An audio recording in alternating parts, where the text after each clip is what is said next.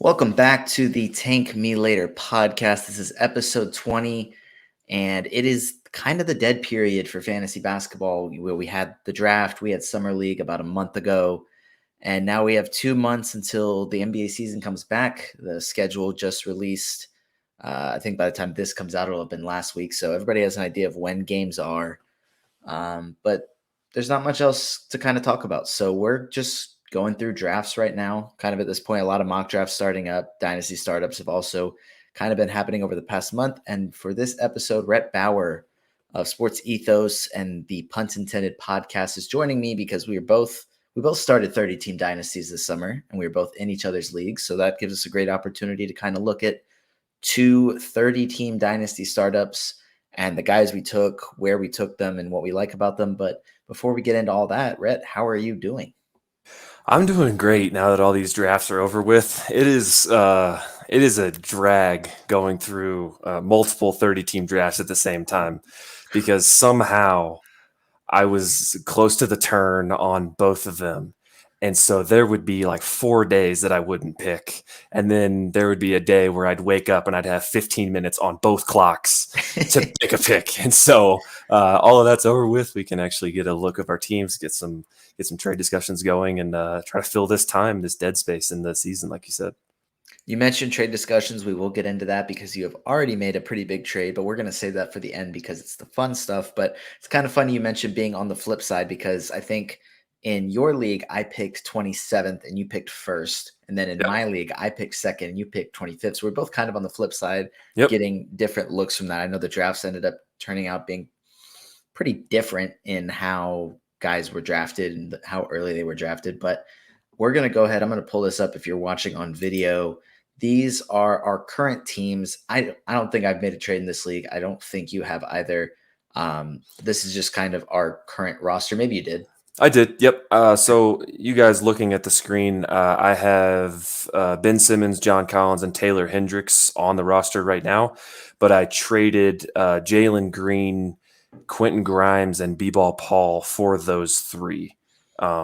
So that was pick 60, pick 120 and 120, or 150 and 151 for, like, I don't know exactly what the picks are, but obviously a little bit closer to the middle there. Taylor Hendricks went at 97, and then Simmons 144. John Collins went like somewhere around the 100 range. So just to get into talking about that, I wish I didn't make this trade, but I really like depth in a 30-team weekly league, and so I took two very buy lows in Ben Simmons, John Collins, and I really like Taylor Hendricks. So you win some, you lose some, but we'll see. Yeah, you've been on Taylor Hendricks for a while, to Yeah, my understanding. I remember you were very high on him before the drafts, and if I'm not mistaken, you wanted the Pacers to draft him. sure did. Yep. But you ended up with the other power forward, which is exactly the position you needed to fill. Yeah. I wouldn't have taken Jarris Walker. I would have taken Taylor Hendricks, but at least they addressed a position of need and didn't take like Grady Dick or something along those lines. I mean, what's wrong with adding another 6'5" perimeter player? I can't think of any. You just play him at the 4. It's fine. Aaron Nesmith's got it. I mean, it's positionless basketball these days, so maybe that's kind of what they were going for with that. But yeah, if you're able to look at the screen, you're able to see the rosters. If you're listening on a podcast, I'll go ahead and say Rhett's team is Victor Wembanyama, which we will definitely talk about because, like I said, he picked first. And actually, we'll go ahead and talk about this now because when I, in my league, took Wemby at 2, I had a lot of people question me. And it's like, I wanted him on my team. I didn't have him in any other leagues. It's fun. It's hype. Fantasy basketball is actually supposed to be fun, believe it or not. I know some people take it way too seriously, but it's supposed to be fun. So I have to throw you under the bus because you took him at 1 over Nikola Jokic, but I'm sure it's for the same reason. Yeah, so I actually just talked about this with Mark Camaro on my podcast that dropped on Friday, whatever day you end up listening to this. It dropped on this past Friday. So I'll get into it here as well. I have Jokic in 2 leagues, and I have Jokic in 1 and Luka in 2. other leagues. And I would never advise somebody to take Wembanyama at 1. I would probably advise they take him at 5 behind Halliburton, Shea, Luka, and Jokic. I understand if you want to take him 3 because there is that much hype. Perfectly fine. But what I wanted to see is if I have a guy with as much hype as Victor Wembanyama has, what sort of trades am I going to be able to field? Like what are the offers going to be? Because there's never been a guy with this much hype since fantasy basketball has really been a thing, right? Like maybe Zion was kind of up there. I doubt fantasy basketball is going super hard, at least Dynasty in 03 or 04 when LeBron was coming through as a prospect. So I just wanted to see. It's my own league. And so I figure, if I end up screwing my team over, it's fine. Like we'll just figure it out. But yeah, so again, would not recommend that at all. At 2, I think it's perfectly fine. Like, go get your guy, right? Especially at the turn, like we said. Like you are not going to get a chance to take Victor Wembanyama. Like you're just not going to get him because the price to acquire him, even if you wanted to do it, is just insane, which is something that might present itself in this league here in a couple of days. Is that a little bit of foreshadowing that the trade talks are in the works? Trade talks are in the works. They have been since I drafted him, just because I said when I found out where I was drafting, I was like, I am willing to put this pick on the block. Like I'm willing to trade out of it. And so people came flocking. It's like, oh, I'll switch you to spot 23. It's like, that does me absolutely no good. Like, I'm not trading the first pick to go to 23. But now that everybody's been drafted and trades are completely open, rosters are finished, there's faces to the picks rather than numbers. It's gotten really interesting. I'm glad that I did it so that I can, now that I'm seeing like just what people will do for a guy with this much hype, but we'll see. Yeah, I mean, I was going to ask if you had received any because you mentioned trade talks, but if those are ongoing, I won't ask for specific details. Hopefully, that information will come out. Pretty close to finished, but I'm gonna let that leave that alone. Definitely. Understandable. Best of luck in your trade negotiations. I'm very curious to see what kind of trade offers will be made for you and also in other leagues. I will say it's a home league, so it's obviously like basically every rule goes out the window, but it's 9-cat, 12 team.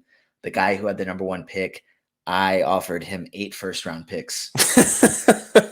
And he said no so confidently that I didn't even bother trying to like run up the price because he said like, I'm not trading him. I'm like, well, if I offer 8 firsts to start and you confidently say no, then I'm just like, I'm not going to try and run up the price to the point where it's even more firsts and save everybody's young time. Players. I was like, yeah, that's okay. I don't want to input that into a spreadsheet either. But so yeah, Wemby at 1. This isn't the order in which all these guys were drafted, but this is the roster. Drew Holiday, Ben Simmons, John Collins, Taylor Hendricks, Aaron Nesmith, Chris Duarte, Eric Gordon, Bol, Sandro Mamu Kalashvili. I had to look that one up just to make sure I was saying it correctly. Orlando Robinson, Max Christie, and Bilal Coulibaly. And I probably need to learn to say that faster, but I thought it was Bilal Coulibaly until I looked it up. But Bilal Coulibaly. So I've been practicing. I'm hoping by the time the season starts, I can say all these names very smooth instead of sounding it out and just sounding like I don't know what I'm talking about. And then, so I don't remember where I originally was in the draft order, but I ended up kind of moving spots back a few times just because I didn't love the options.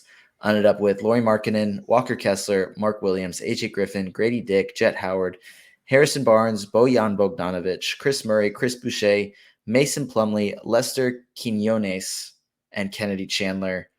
I remember, not necessarily my thought process exactly behind every single pick, but this was a long draft. This took a while to complete, and I feel like towards the end of it, some of them were like, yeah, this is kind of just the guy I'm feeling right now. Because like you said, sometimes it was days between picks, but What was one pick, I guess, looking at your roster now, that you were or are still really excited about, aside from Wemby, obviously, because we already talked about him? Yeah. I don't really know. So I was excited about Grimes at 150 because I think he's gonna be playing a ton. So I was excited about that. Obviously traded him, so I don't get to say that I like that pick that much because I don't have it anymore. But so I liked that. I got Drew Holiday at 90, which I think is pretty great, even though I did not know he said he was going to retire after this contract. I don't know how that didn't get more shine than maybe it did, and I just didn't see it. But I feel like I'm on Twitter enough to where somebody should have said, I don't know. So people were like, "Oh, he's going to retire after this."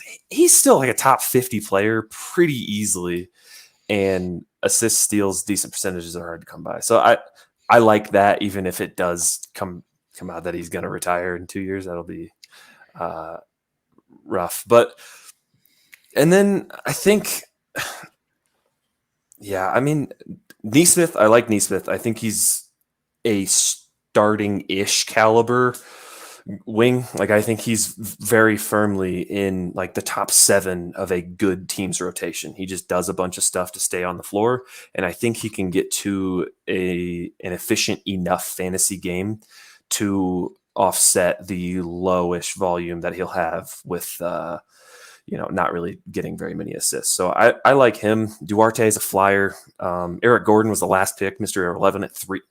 Irrelevant at 390. So Phoenix, we'll see what happens there. But what about you? What was one of your favorite picks besides all your Hawks? We don't need to talk about your Hawks anymore. How many Hawks did I end up with? I think you just got the one in this one, but I think just the one. I think it was like 3 in the other one. Which yes, it was. Okay, yeah. So we'll wait for the Hawks talk in that one. But yeah, no bias whatsoever. But yeah, Drew Holiday. I totally forgot about that. I remember that was said. It's not something that's ever really been at the forefront of my mind, just because things like that change so much. Like, who knows? Just because he said that doesn't mean it's going to happen for sure, obviously. But totally forgot about that. So great point bringing that up. Yeah. Before I talk about my team, I did want to ask about Chris Duarte a little bit. I don't remember exactly where you got him. I don't know if you have that with you. I've got it. 1 second here. Yeah. What's your question? Yeah. So with the trade to Sacramento, do you think that there's a chance, because obviously he kind of fell out of the rotation a bit, at times dealt with injuries last season, reuniting with a guy that he had success with in Domantas Sabonis? I'm not saying he's guaranteed minutes there, but do you think there's a chance he bounces back, gets to being more like the guy he was his rookie season? I think that there's definitely a chance for that, only because, you saw what Kevin Huerter was able to do next to Sabonis and Fox and in that kind of offense, right? Like, where it's just pretty much just chaos all the time. Stand around, like get ready to shoot because you're going to shoot. I got Duarte at 330, which I'm pretty happy with for the guys that were available in that range, right? Like in the 330s, a couple of guys that went before and after Duarte: Goga Batadze, Trendon Watford, Kyle Lowry, Teo Maladon, Jabari Walker, EJ Liddell, Gary Harris, Andre Jackson, which I wish that's who I would have taken. Pre-Mill, Bryce McGowan's, Bouknight, Julian Phillips. So like Duarte has proven that he can play in the NBA, right? Like, I think he's a good enough defender, and he's proven that he can shoot enough when he's in a decent rhythm and has a pretty consistent opportunity, that I think he is going to be in the NBA. And that is not something you can say for a lot of the names I just listed off. And so as far as his opportunity getting back with Sabonis, I think he'll be better, but I don't think he gets to the amount that I don't think he plays as much as he did his rookie year in Sacramento. I feel like they have too many wings, especially with Colby Jones, who I think is going to be really good. But he played 28 minutes a game his rookie year. I don't see that happening maybe ever, but definitely don't see that happening next year, especially, he's a 26-year-old third-year player. Like, it's tough to it's tough to be excited about that, but yeah. So we'll see. We'll see. It's not a thrilling pick at all, but Yeah. again, 330s. I'm good with it. There are not many picks past 300 that you would describe as thrilling, in my No, opinion. no. At that point, it's just kind of pick and choose. Do I want to take an upside swing on some guy that probably is going to flame out in 2 seasons, or do I want to grab a 33-year-old that might be part of a team's rotation this year and then flame out after 2 seasons? There's, a lot of just kind of keeping your fingers crossed, I think, once you get past 300. So, Yeah, but no Eric doubt. Gordon with Mr. Irrelevant, that's a potential rotation player right there. Yeah, I really wanted Yuta Watanabe, who went 2 picks before. That was a huge bummer. Oscar Shibwe was another one that I was looking at. Like, I don't know. I'm a sicko getting annoyed in the 390s, I getting was going to say sniped. getting sniped at 388 is just Yeah, brutal. it's like, yeah, yeah. But I think I told you this after the draft. Maybe it was in your league. It was probably both. But when the draft ended, I still had like 40 something guys in the queue, and I had claims submitted on like 6 of them just to stash a bunch of guys. So I'm definitely a sicko. It's fine. Yeah, I think it definitely happened in my league because when I was putting the slides together, which I'll click over to in a second, after we talk about my team, you had like 3 extra guys in your roster, and I didn't realize you had already moved guys to IR Yep. and picked guys up, and I had just been like, oh, thank goodness this draft's over. Now I can look at other things. But yeah, so like I said, I started off with 2 Jazz guys, Laurie Markin and Walker Kessler. I was very excited to get both of them. Kessler could be one of the leading shot blockers for the next 10 years. So double machine was really good as a rookie. So I was pretty surprised to be able to get both of them, even though I've kind of staked my claim as a Jazz fan at this point. So we'll kind of see how that works out. I'll talk about AJ Griffin when we look at my league because I got him at better value in that draft than I did in this one. I got him a whole round earlier this time just because I Yep. was probably, I think what it was is in this league, young guys, I think went a little bit earlier. It And I was was really insane. I was really scared for AJ Griffin to get taken. So I went ahead and grabbed him. But another pick I really liked was Bojan Bogdanovic, which I don't remember where I got him if you can pull that up, but 184. 184. And I he's not young, but has a chance. Like, I mean, he's 34, so he's probably only got a couple seasons left, but I don't think he's got a game that's really going to fall off a cliff. And he just averaged 21 points per game last season for the Pistons. He's going to be one of their primary offensive guys this year. And I went so young early. I just needed somebody that was going to be good and could start. So I was pretty excited about the Bogdanovich pick there. And then the guy that I've literally been drafting in every single mock draft and every single startup is Lester Quinones.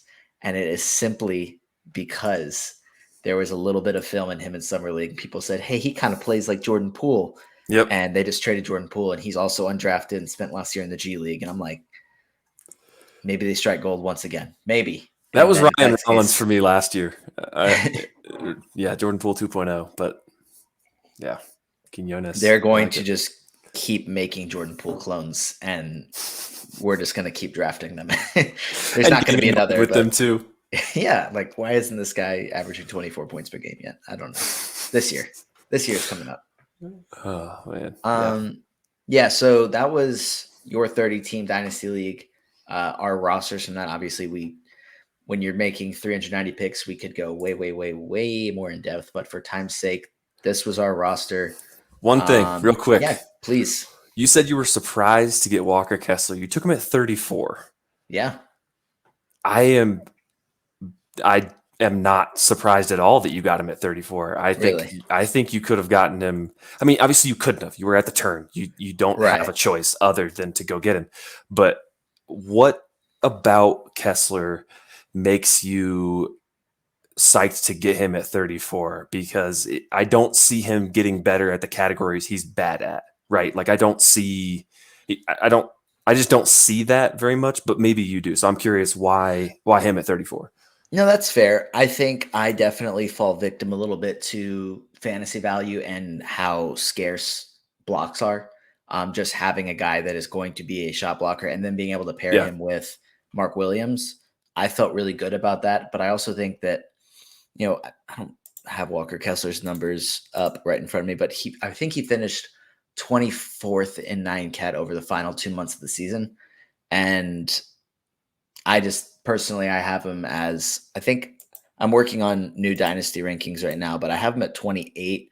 So not like thrilled in the sense of, wow, I can't believe all these idiots passed on him for 15 Yeah. picks, but like I felt good about taking him at 34 Gotcha. and just having him on my roster. That's not, this is incredible value, but like I felt like it was good value. Yeah. No, that makes sense. And I get the categories he's good at, he dominates at. So like I get that part completely. I just, when you look at it and it's like, I guess Rudy Gobert was dominant for a very long time. And as long as Walker Kessler can get positive in points, then you're going to dominate blocks, you're going to dominate boards, dominate field goal percentage. Your points are okay, and then your turnovers are going to be super low. And I think that's going to have a huge impact on why Walker Kessler looks good in 9-cat, is because he's just not going to turn the ball over, because they should not be putting the ball on the ground, right? So I always have a hard time balancing, like, okay, you're awesome in 9-cat, but like, are you actually winning 9-cat matchups in those 4 categories? Absolutely. So it'll be fun to see how he develops for sure, because it's insane rim protection. And now that I'm looking at my roster, my true point guard is Kennedy Chandler, I think. So I'm punting assists and steals now that I'm looking at it. Yeah. I don't think I was super intentional about that, but like kind of sort of like these are the kind of things I'm looking at. You were definitely intentional about punting assists. I'm saying I'm going to be honest and say I was not intentionally doing this. However, I am very clearly doing this now. We're all in. My goal is to set a record for the fewest assists ever. Because I think you're on your way. Yeah, I mean, who's leading me in assists? That's actually really bad. It might be Harrison Barnes at like 3.2 or something like that. Well, let's see. Markkanen averaged 1.9. Harrison Barnes averaged 1.6 last year. Okay. Maybe his career high is at like 3.2 or something like that. Bojan averaged 2.6. That's currently my leader. So, yeah, punting assists. We are. Please don't offer me. Plumlee 3.1. Please don't offer me a trade for anybody that passes the basketball. I'm not interested. I have no interest in guys that pass. But yeah, I guess we'll go ahead and segue over now that I look at that. Wow. To my 30-team startup. This one was a little different in the sense mainly that instead of positions for the starting lineup, it's just all flex spots. So you can kind of choose whoever you want. Now that I'm quickly looking at my roster, I think I'm punting assists again. But I'm going to go ahead and say your roster. And if you're listening or watching, don't freak out about his roster, because we will get into the trade that landed him this, because when I was typing this out, I was like, oh my gosh, this is ridiculous. I thought I was going to try and compete a little bit this year. I don't know about that anymore. You know what's crazy, though? Basketball Monsters projections doesn't even have me as the best team. Really? Yep. I'm pulling it up right now. So you can go on. We'll get into it. I'm curious now that you have that data and where I am, because I need to know whether I'm tanking or not. But so you have Karl Anthony Towns, Jason Tatum, DeJounte Murray, Jimmy Butler. I guess I'll read the rest of the roster, but oh my goodness. This is 5 starters, and those are his first 4. Okay. Andrew Nembhard, Gordon Hayward, Keontae Johnson, Maxwell Lewis, EJ Liddell, Jalen McDaniels, Royce O'Neal, Jalen Smith, Kendrick Williams, Jalen Clark, and Victor Oladipo. Wow. First of all. Second of all, do you have those up now? Because now I'm curious. I do, yeah. So Basketball Monsters default is to use 100% of games for the bench.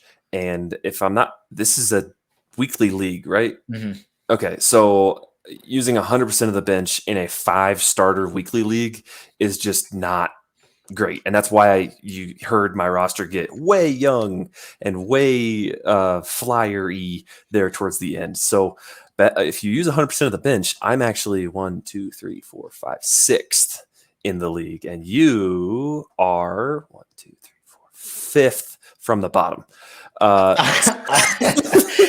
Wow, you actually got me really good. I was like, Yeah, what? I got you. He's counting it out? Wow. Okay. So I'm gonna go with 25% of the bench, right? And so that is gonna put us at about, let's see, 1, 2, 3, 4. So that's gonna be about 2 or 3 additional players, probably around 2. So it's your top 7. Um, and so if you go to the 25%, so top 7, I'm still 5th. I am 5th. I will lose to 14, actually more than that. 1, 2, 3, 4, 5. I will lose 5 head-to-head matchups according to Basketball Monsters' very first set of projections. Interesting. 11. You are 11th from the bottom, so you will be Lottery bound. Let's go. just right at the lottery. Your blocks are insane. They should be. You're destroying I have just about Derek White. everybody. They should be. Yeah. And so, yeah, it's interesting. It's hilarious to me because these projections came out and immediately guys were like, "Hey, my 2024 first is on the trade block," because they saw that they were up high in the in the projections. I'm like, "Dog, your team is not good." I hit him up. I was like, "Hey, I'm interested in your pick." Sure, yeah. I mean, if you're gonna didn't get offer it anywhere, up, but yeah. and then you tell them. So, Basketball Monster actually said your pick is gonna be really bad, so you should give Yeah. it to me for really cheap. Yeah, here's Andre Drummond in a second. Yeah, I mean that's fair. So then my roster, which is 5th worst in the league now. Victor Wembanyama took him at 2. Onyeka Okongwu, Tari Eason, Derek White, AJ Griffin, Grady Dick, Tarek Baberovich, Al Horford, Chris Murray, Lester Quinones, Ryan Rupert, Jordan Walsh, and Onuralp Batim. Again, still practicing with some of these names. I can tell you right now, some of these guys where I saw a tweet or something that made me want to take them, especially towards the end. Like I said, with Quinones was the Jordan Poole comparison. With Rupert, I saw one person I think tweet and say, "Hey, people are going to think of him like Nick Batum," and I was like, "Nick Batum, he's good, so I'll take him at 300, whatever." But yeah, so those are kind of our rosters. I went much younger. This is the league that I started. I don't plan on leaving it. Maybe some other people are gonna bail. I don't know. I don't think I have that option. So I was like, I'll just start young and kind of roll with it.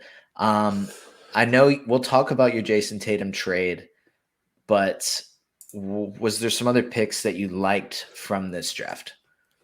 Yeah, so this league was crazy to me. Okay, so I traded I think it was this one. I got the 10th You had 10 pick. and then swapped Yeah. to 25. Yeah. And so I was right behind Adam King, and as I was on as I saw who was coming off the board, I was like, okay, yeah, it's gonna be Shea, it's gonna be Tatum, it's gonna be Edwards. And as I'm sitting there on the clock, I was like, I just know that Cade's going. I just know Cade's going off the board. And if I'm not gonna get one of Ant or Cade, I'm gonna trade back. And that's what I told the guy. So I traded back to 25. With Giannis, Triple J, Trey going the next couple picks, and I ended up getting Towns at 25, which I was pretty psyched about. I can't stand Karl-Anthony Towns, the basketball player, but for fantasy, he's awesome.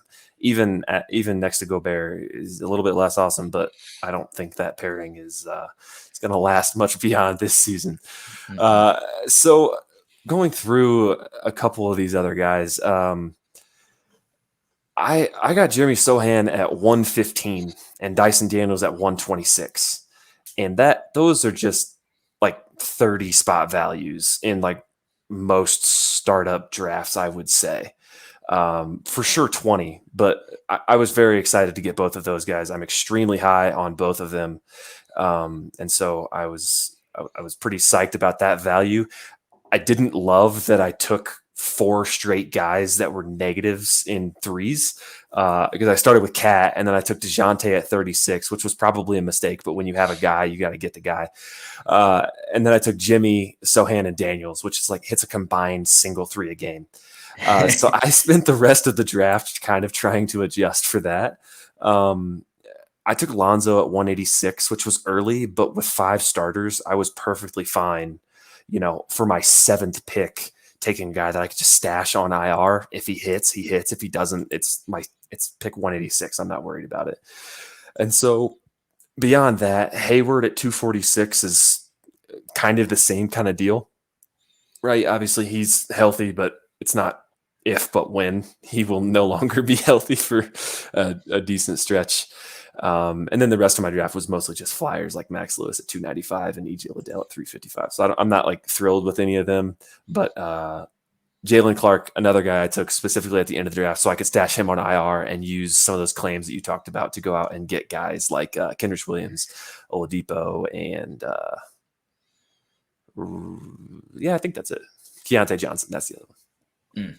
More stashes. Yeah. So yeah, like you said, this draft was really weird. You ended up getting good value.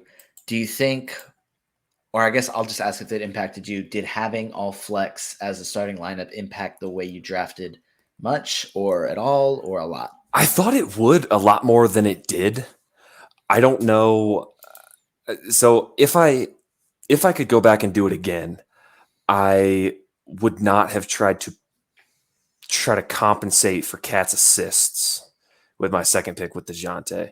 I don't know. I'm gonna look at who went a couple picks after that. With like Lauri Markkanen, that's probably who I should have taken, right? You just gone completely high volume scoring, good percentages, good boards, and just forget about assists as a whole. Jaylen Brown also would have been okay. But everybody else beyond that, like I'm not taking John Morant. I'm not taking James Harden. I don't love Desmond Bane, Franz Wagner. Amin Thompson, that's too early for him. So I didn't love the options. And so, I don't know. I don't know what I would have pivoted to other than reaching for somebody that I wouldn't like. I could have taken Kyrie, but like, I don't know if I want to do that in a 30-team weekly league either. So I don't think the flex impacted me as much, but I think it will make trades so much easier because you like in so many of the leagues, it's like, I need a center badly. And there's 30 teams. And so there's only 30 starting centers in the league. And so you got to figure out a guy who's like Jabari Smith last year had forward center designation. Sick. Fanchak's changed the positions. He doesn't have that anymore. So that was kind of stupid, but like, I think that part of it is going to make it really, really fun as the league continues to, age. But it didn't change my drafting as much as I thought it would going into it. Yeah, I think some of the trading will be interesting because there could be like teams that I don't know if everybody did this. I haven't gone through and dissected each roster to see if everybody decided to super punt anything and just go for it and kind of stick to that team building model. I did slightly. I think I got a few guys that'll put up defensive stats. That was kind of my main thing, but really just getting guys I liked. So we'll see. I mean, like you said, you don't need to ask for positions, but maybe some guys are super punting and have zero interest in somebody that, I don't know, if you're punting blocks, like Walker Kessler's value just goes way, way, way down.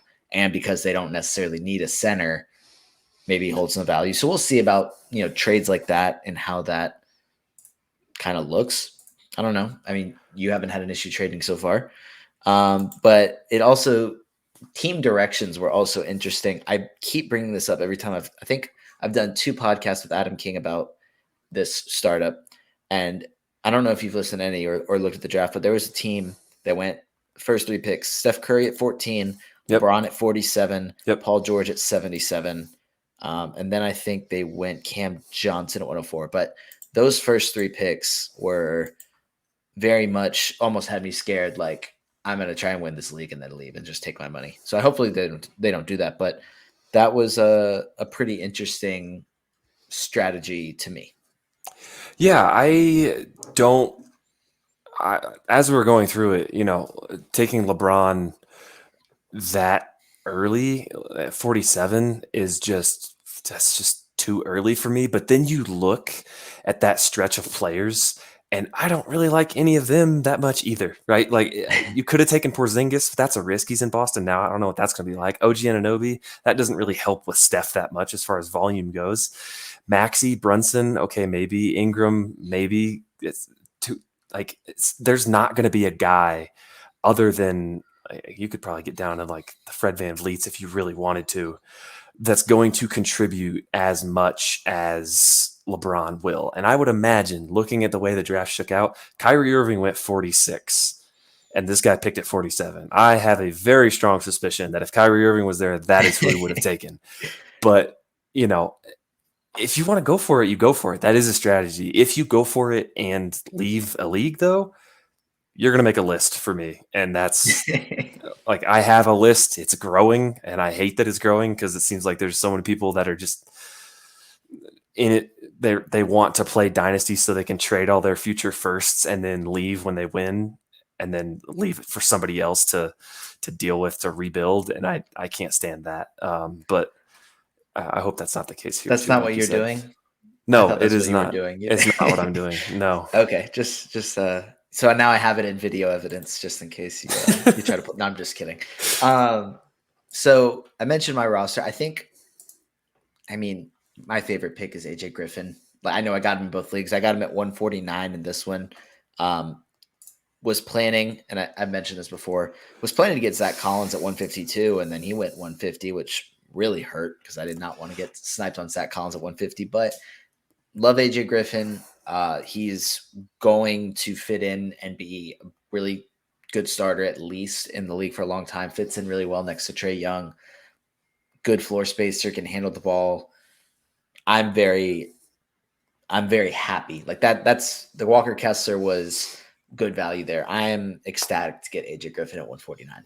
Yeah, could not agree more. I think where did I pick here? So I was at the front end of this, and I was at 126, and PJ Washington went one pick ahead of me, which I was furious about.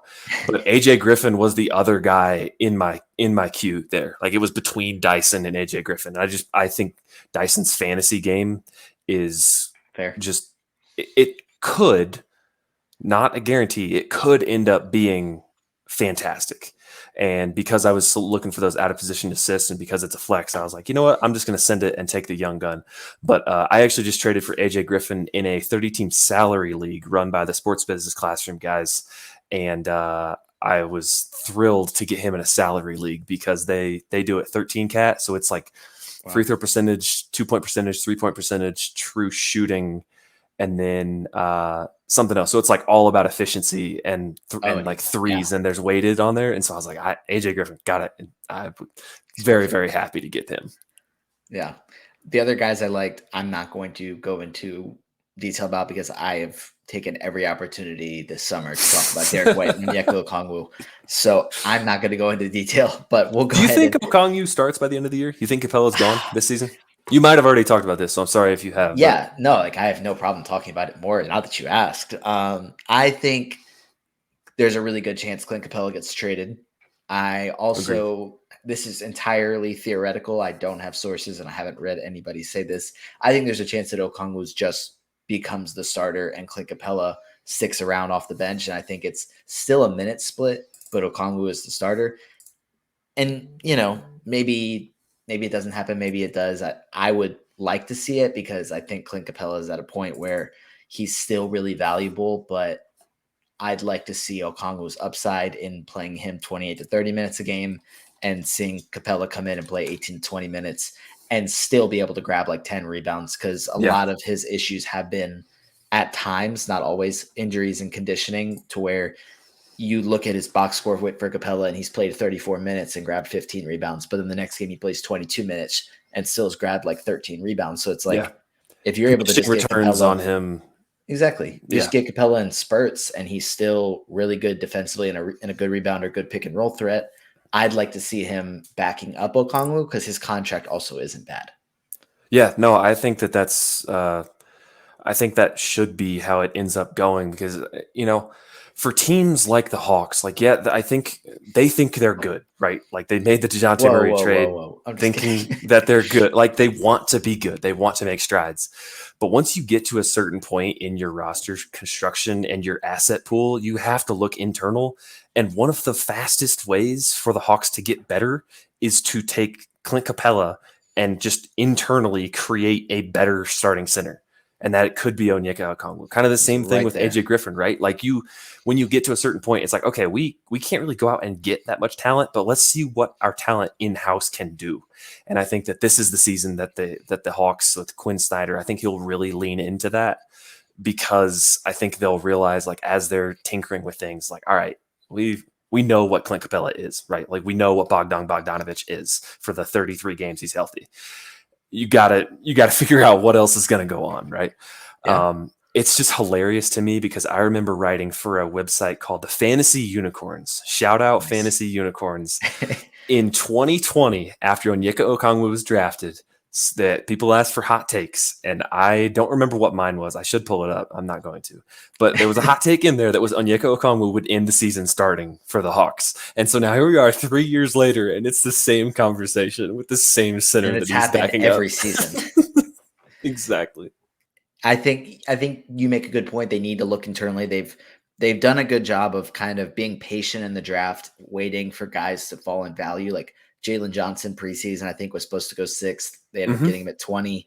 AJ Griffin, I think, was at least top 10. They ended up getting him at like 14. Yeah. But they have young talent there that's just been kind of sitting on the bench because Nate McMillan hates players. Ding, ding, ding. Like hates young players, which I know you know. I know you know. Don't have to tell me, man. So I'm really excited about what Quinn Snyder is going to do with this roster. I feel like the Hawks have a chance to be in a better place than they were. And I know you said this, and I agree, making the Eastern Conference Finals when they did, and saying, oh, we're an Eastern Conference Finals team, instead of saying, hey, we made a nice run, but we're still young and have to improve. Definitely wasn't a fluke. I don't like calling it a fluke. I would Right. say that it was a really good run with things kind of happening the right way. Yeah. But they shouldn't have taken that as we're now an Eastern Conference Finals team. But maybe I'm a biased fan. Maybe I don't really call anything a fluke though, but maybe that's just me. But I'm sure we can debate that. It's just like, is it worth like, oh, we're ready to go now? Well, yes and no. Like, you weren't expected to get there, so is it exactly? That's kind of part of it. But agreed.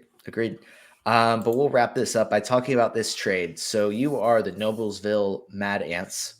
You got Jason Tatum, another Indiana Pacers. This was the focal point of the trade for you. I know Jalen Smith. And 2024 through 2026 second round picks from the Long Island Nets, who got Jeremy Sohan, Dyson Daniels, Lonzo Ball, and your 2024 through 2026 first round picks. Just tell me what happened here. So I just was going through. I posted that I was willing to trade pretty much everybody, because I had, like, if you look at my team before I made a trade, I have Sohan, Daniels, and a bunch of young guys. Nimhard, bunch of young guys. But then on the other hand, I have DeJounte, Jimmy, Cat, Hayward. So I'm like right in the middle, and I don't really have a fifth starter that I trust. And so I put in the chat, I was like, hey, I am willing to trade any of these guys, and the first offer that comes through that decides my direction, that's what I'm going to go with. And so Guy originally reached out asking about Jimmy, I think it was. It was just like, hey, Jimmy, Cat, where are we at? What are you looking for? And I told him, I was like, I don't really have a specific direction that I'm looking to go, but I sure would be interested in Tatum. And so that's kind of where that conversation got started. And then after that, it was just like, I asked him about Drew. That's initially what it was. So I asked about Drew, ended up pivoting to Tatum somehow. And so that's basically what it ended up being. He was like, I am in the middle. I don't like it. I want to rebuild. I was like, well, I don't know how many people are willing to pay 3 years out for all their firsts, but I will. And he said, well, I really, really, really like Sohan. I was like, yep, same. He's like, I really, really, really like Dyson Daniels. I was like, yeah, same. He's like, I don't think Lonzo Ball is ever going to play again, but if he does, yeah. And so that's kind of where it went. If I was on the other side of it, would I have done the trade? Probably not. But in a third, and obviously it's Jason Tatum. It's like, it's a top 10 dynasty asset. He's only 19. Like, he's still really good. And it's just one of those things where if you are looking for a specific package, which I wouldn't recommend you do, like you don't go into be like, I need to get 3 first round picks because that's just going to narrow your field too much. But how many times are you going to be able to get 2 guys that you really, really believe in that have insane fantasy upside and then also 3 firsts? Like I think in a 30 team league, that's something that people always look at. It's like, oh man, that's such a crazy trade package. Why did you look at the teams and look at what people are willing to offer and come back and tell me that it's still crazy? This situation, probably not the case because you probably could have gotten a more blue chip, consensus blue chip asset than Sohan or Daniels. But I think Sohan is closer to Scotty Barnes than what people will think. And a kid that is 19 years old, willing to shoot with one hand in his first year in the NBA, in the Spurs development system, I am very interested in acquiring that player. I agree 100%. I know a lot of people just look at numbers. Well, not just numbers, but like numbers and how they play. But I think something like that says a lot about who he is as a person and a player, high character, something. He's going to be around for a very, very long time. So I agree with that. And actually, I have the Long Island Nets roster pulled up. They have Jabari Smith, Jeremy Sohan, Peyton Watson, and Dyson Daniels, obviously on top of some other guys, Sadiq Bey, Kobe White, Lonzo, and 3 firsts each of the next 3 seasons. Yep. And if they're really, really young and really, really bad, that's a chance at getting, a Cam Boozer or a I always forget his name. Cooper Flag. There we go. I don't know. I'm gonna have to work on not forgetting his name. But 3 first-round picks each of the next 3 seasons in 13 roster spots, 5 starters. Like you're adding a lot of guys, have the ability to trade up. So if he sticks around and drafts well, like I don't think it ends up being that bad. Yeah. Because unless you're going to say, well, you have Jason Tatum, you could have won a championship. Yeah, maybe. But the goal isn't to have a really, really competitive team. It's to win a championship. And now he has the opportunity to do it if he waits it out. And plus, I think people throw if it's late in the season, like towards trade deadline time and you're throwing around your first, whatever. But at the start of a season, people throw their first around like it's crazy.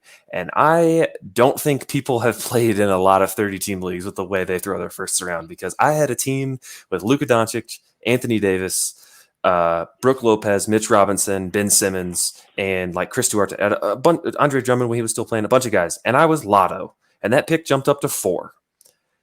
It was an injury-riddled season, but that also happens. Like you can be really. I had Luka Doncic for 70 games that year, and it didn't matter because I had 2 other guys who were hurt. So, like, yes, it is a very pick-based package. You don't have a secure asset to lock in on, but there's also there is downside. Like I understand that I'm getting Tatum, who is young, but there is downside, and I don't think people consider that enough when it comes to trading their first in a 30 team. When with 5 starters, if you keep consolidating and you lose one of those starters, next thing you know, I'm starting Jalen Smith because I don't have a whole lot of other options. And believe you me, let the Pacers tell you, you do not want to be starting Jalen Smith.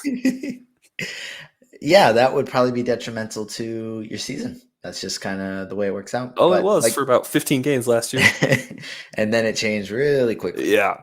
There was a lot of hype for him heading into last season too. Silly. But yeah, so congrats on Jason Tatum. Before we kind of end this, do you have any other thoughts on either league? No, not really. I'm excited to get the season going, right? Like I know I make a lot of trades. I get accused of being trade happy a lot of times, and I mostly I do like the art of the deal. I like talking to people. I like finding that edge. It's fun. It's the Dwight Schrute, right? You start with a penny or a used candle, and you trade all the way up to the telescope. Yeah, and eventually I'll have the telescope, and I'll go for magical legumes. And so I do love that. But I am so excited to see this season play out because I have a lot of guys that I feel like I'm ahead of consensus on. And also, like, I could not be lower on a couple of guys as well. And so I love being able to reevaluate those thought processes as the season goes on. So I'm just looking forward to another year. Yeah. And, a little less than 2 months till season starts, or maybe about 2 months at this point. What do you have coming up? I know you've mentioned you're doing kind of a podcast, I guess, two-part for this draft, but anything else exciting coming up? Oh, we're gonna do. So we did part one for just like the first two rounds, plus a couple different like strategy conversations about weekly leagues versus daily leagues, how many starters in a 30-team league, stuff like that. Part two, we're gonna get into grading or like giving whoever had the best couple rounds.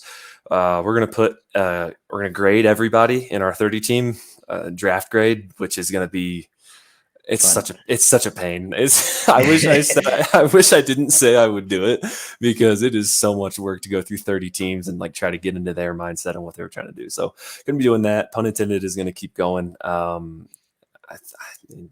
be working on my dynasty rankings for sure, putting them in a new format that I'm kind of excited about, which we'll see if how I can get it to automate itself, because if it's by hand, it's gonna suck.